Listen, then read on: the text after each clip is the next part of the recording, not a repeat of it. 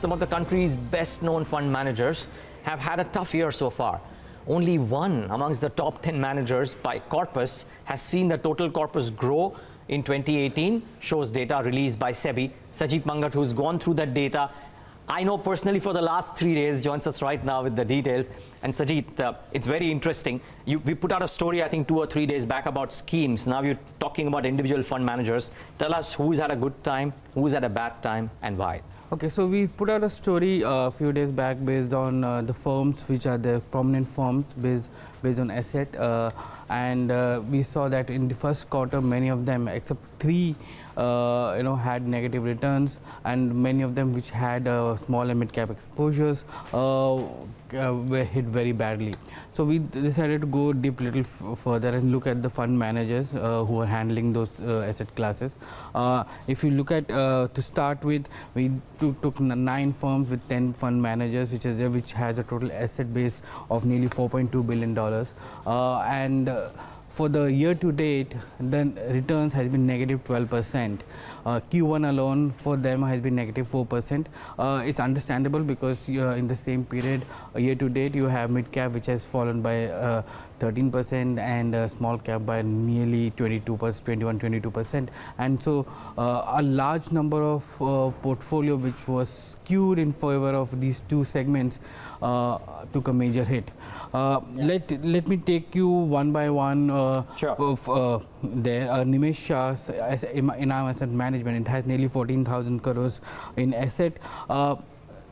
Its 14,000 crores has also a breakup.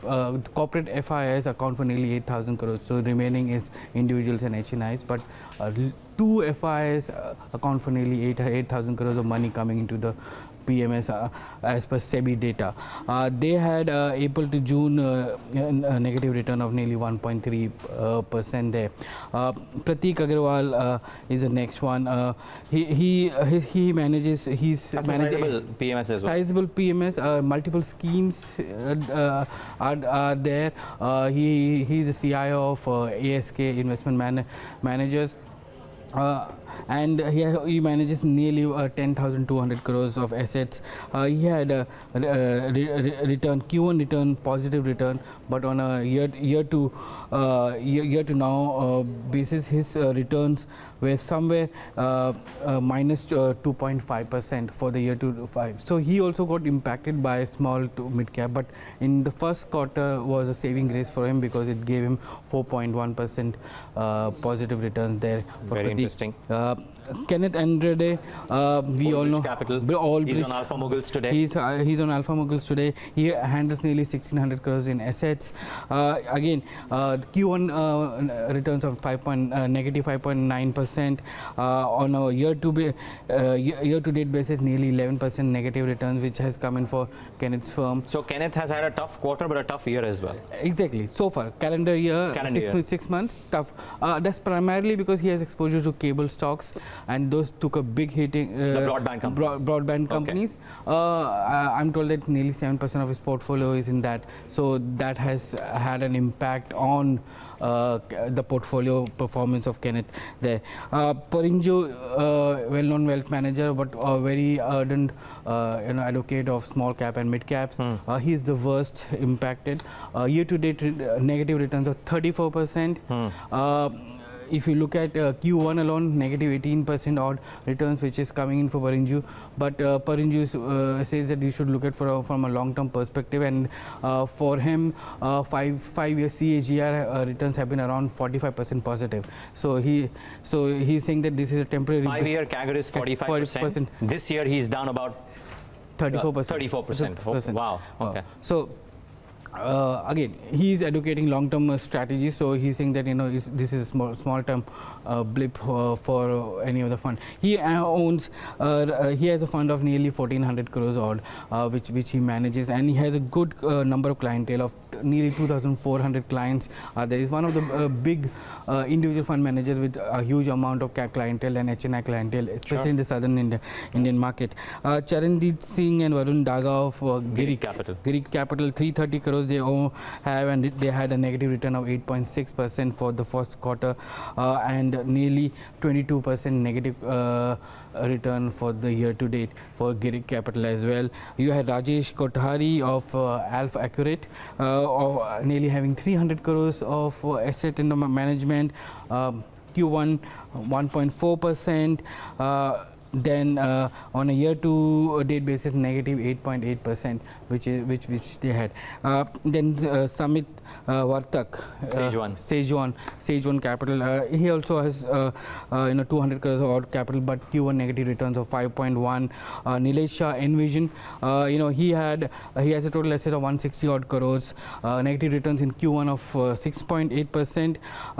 On a year-to-date 15% odd negative return he has, but 5-year CAGR has been 5%, and 5-year has been 15%, 15.7%, and 3-year CAGR has been 5%. So he is also highlighting long-term investment strategy and return which his fund has been able to give. The best 5-year return is 15%. 15%. The 3-year return is about 5%. 5%. The best among them is Basant Maheshwari. He is the only one among the 10 who has positive returns in this year, calendar date. If you look at his returns, it's around 7.5% for the year to date and 3.7% for Q1 alone. And one of the strategies which he has employed is to invest in stocks who are leaders in particular sectors. So his exposure to small and mid cap has not been there, and that's one of the reasons why he has outperformed the other managers who had taken the bet on small and mid cap to get that delta. So among the 10, Basant is on the positive side, and Porinju is extremely on the negative side of minus 34% returns. Yeah, so well, one swallow does not a summer make, but if the mid-cap carnage continues, then you don't know what the YTD returns would be. We have started tracking the portfolio performance of all the fund managers now, and we are looking at it. But one thing which comes out very clearly is that there is a lack of disclosures which is coming in, because SEBI gives you on a on a firm base portfolio on a weighted average basis per client.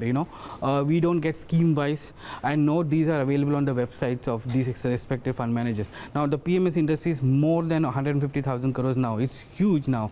It's time for SEBI to bring in some bit of disclosures so that every fund manager's performance is available. Otherwise, you see these returns floating around and messages and WhatsApps and all, and then you have to take a call. But now there is some beginning with respect to client level returns, or firm level returns, but scheme level returns, like ASK will have multiple schemes, or others will have multiple schemes. We don't know each scheme is doing what. So well, Sajeet, this is very interesting, and thanks for doing this.